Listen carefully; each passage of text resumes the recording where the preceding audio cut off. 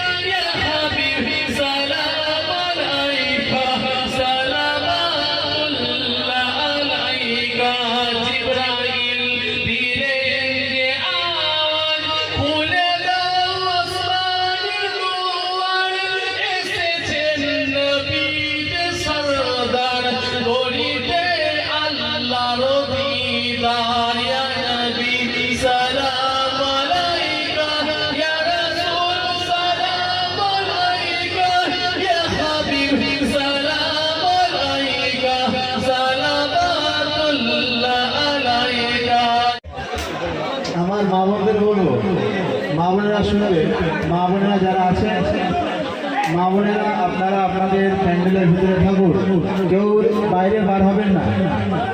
আমার মা বোনেরা কেউ বাইরে বার হবেন না।